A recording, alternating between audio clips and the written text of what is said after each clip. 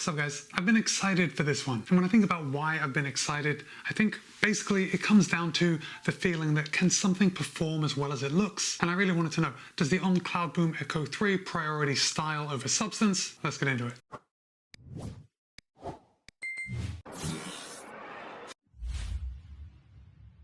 What's up guys, welcome back. My name's Matt B. I review running shoes here on YouTube, and today we are looking at the CLOUDBOOM ECHO 3. And let's get these disclosures out of the way. On was good enough to send me a pair of the CLOUDBOOM ECHO 3 for the purpose of review. However, they don't have any editorial input into the video, and they're not going to get to see this video before you do on YouTube. Let's get started off with, I think, one of the most important aspects about this shoe, and that's the price. You can pick up a pair of the CLOUDBOOM ECHO 3 for $290. But I think the market has shown that people are willing to pay that for a shoe that makes them faster. The question is, does the CLOUDBOOM ECHO 3 make you faster? Well, these are my thoughts. Let's get started with some specs. CLOUDBOOM ECHO 3 has a stack height of 37 in the heel, 27.5 in the forefoot for a 9.5mm drop. On claims at a US men's size 8.5 tips the scale at 7.5 ounces or 215 grams. However, in my size, a US men's size 13, it tips the scale at 9.4 ounces or 267 grams. So right off the bat, maybe just a tad heavier than some other of its competitors, but for me at least, it's not enough to make a difference. The shoe rides very light on my feet. As far as the upper goes,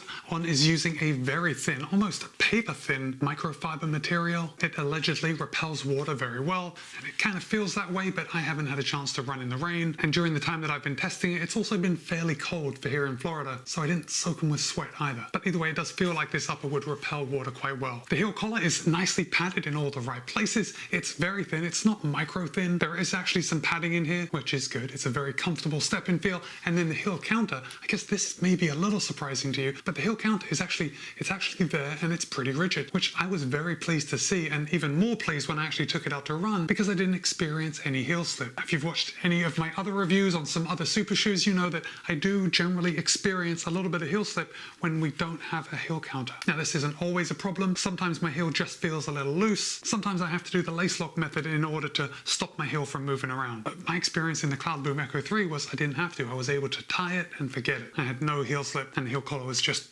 comfortable. The tongue is exactly what you would expect. It is super thin. It's very breathable down here, and there is a little bit of padding right where you need it, which is right where the laces come across your midfoot and where those laces are going to cinch down and give you the possibility of lace bite. I'm guessing there is just enough padding here in this tongue because I didn't experience any of that lace bite. Now, as far as overlays go, we do have a little bit of reinforcement coming around this toe bumper.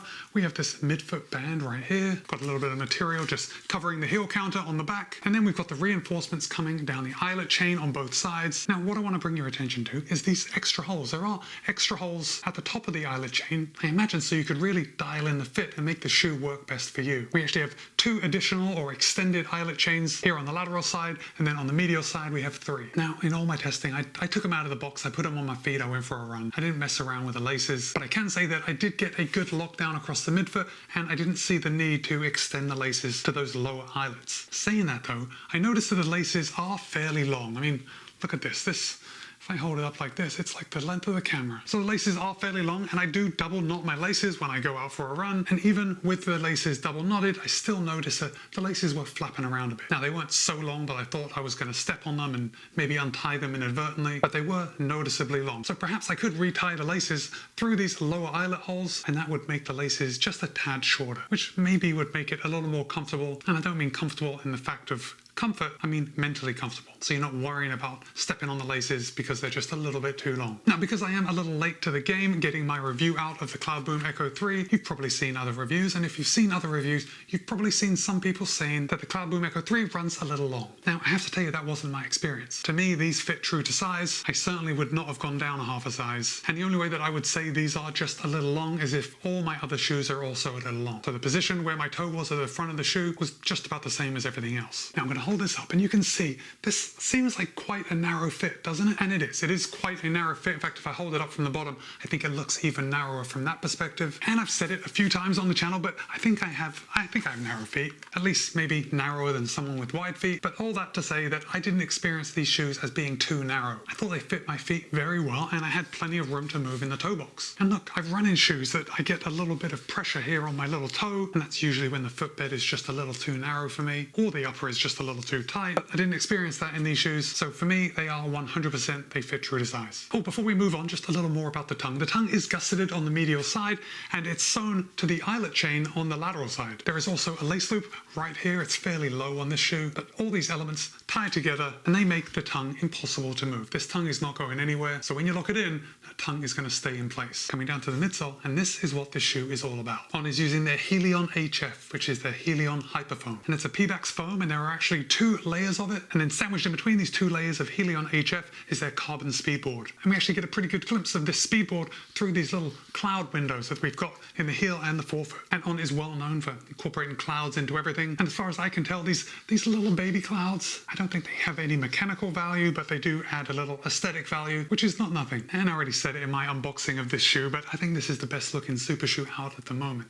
This thing looks tight, and these little clouds, they're just a little element that make it look fantastic. All right, but my opinions on how this shoe looks are totally irrelevant to the review, so let's move on.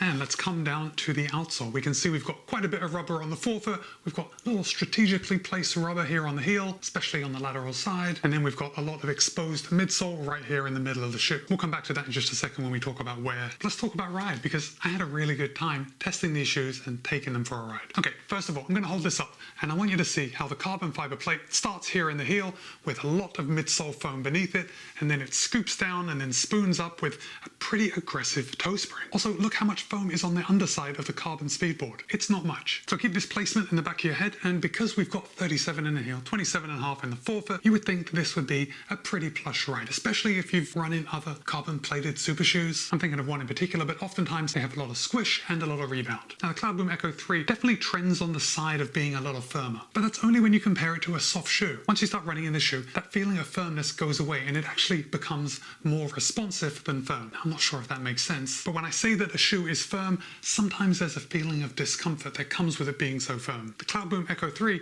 to me, kind of toes the line and leans more into being responsive than being firm, even though it is a firmer ride than some of its other competitors. With that said, I gotta say that I do prefer a softer ride. I like a bit of spongy feel, a nice pillow beneath my feet, especially when I'm going for a long time. And that, combined with this aggressive toe spring and how good this shoe feels at speed, makes me think that this may not be my first choice for a marathon shoe. But that doesn't really take anything away from this shoe, because I would wear this for a 5K, a 10K, definitely a half marathon. I think I can maintain a pace fast enough that this shoe would still be propelling me forward at the end. But when I think about running the marathon, generally I think about those last couple of miles, and in those last couple of miles, when I'm getting tired, when I'm getting lazy, I tend not to run in the most efficient way. I tend to start heel striking a little more. And the CLOUDBOOM ECHO 3 definitely favors the runner that has a more efficient stride, definitely favors the person who lands midfoot to forefoot, because when I'm doing workouts, or when I'm doing a tempo run or a threshold run at a faster pace, it really feels like the CLOUDBOOM ECHO 3 are taking me, and they're actually propelling me forward and making me feel fast. I just don't think I'd be able to maintain that same efficiency, that same foot strike at the end of a marathon as I would at some of the shorter races. With that said, if someone were to ask me, Matt, I want you to go out, I want you to run this marathon, and I want you to run in the CLOUDBOOM ECHO 3, I would be more than happy to do so. Now, trust me, no one is asking me to do this, but I feel like I could quite happily run a marathon in the CLOUDBOOM ECHO 3. And I'm only telling you this because there are some other specific marathon shoes that I wouldn't want to run a marathon in under any circumstances, even if somebody asked me. Okay, you twist my arm. I'm thinking of the Wave Rebellion Pro. That shoe, because of the geometry, just would not work for me at the marathon distance. The CLOUDBOOM ECHO 3 would, just generally I prefer something a little softer. Okay, so in my testing, I also did not just run fast workouts in this shoe. Now, when I did do my fast workouts, I always warmed up for a couple of miles and I cooled down for a couple of miles after, but I also put these on for an easy run, which I know you're probably rolling your eyes thinking, Matt, why are you wasting this shoe on an easy run? And quite simply because I wanted to test this shoe at different paces. We don't all run super fast, and I wanted to find out how this shoe felt at slower paces. Now, my discovery of this shoe primarily found that the faster you go, the better it feels. I think that if I ran a little bit faster than what I do, this shoe would feel even better, but I gotta tell you that the shoe felt very good, even at slower paces. And by good, I mean comfortable. Now, when you land on your heel, you're not utilizing that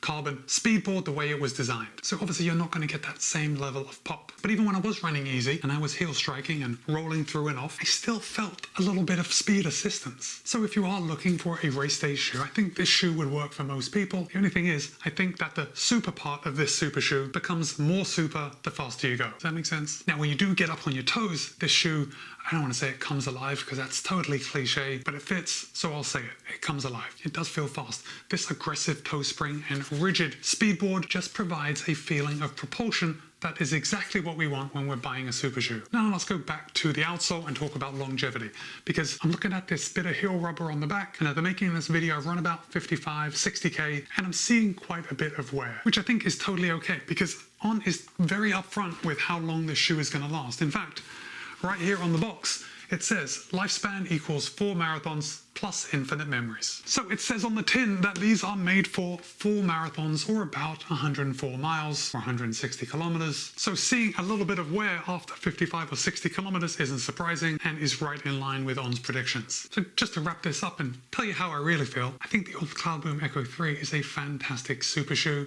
It gives you exactly what you want when you're buying a shoe designed to run fast. It takes your speed and it makes you feel more snappy. It makes you feel more fluid. The shoe feels like it's making you run a little faster, which is exactly what we want. The only sticking point I have is the price, and maybe it's because I'm just not used to it. In a couple of years I'll probably think $290 is a steal, but for right now On is kind of testing the market by charging $290 for this shoe. Now, yes, you're getting Swiss engineering. You are getting, in my opinion, the best looking marathon racer out there, or half marathon racer in my case, but $290 is just, it's a bit of a pill to swallow. So I want to know your thoughts. Have you considered buying the On CLOUDBOOM Echo 3? Or better yet, if you have already run in this shoe, I'd love to hear your thoughts. And if you haven't run in the shoe, how do you feel about that $290 price tag? Let me know in the comments. All right, my friends, thanks for staying all the way to the end of the video. It's Matt B. This has been my review of the On CLOUDBOOM Echo 3.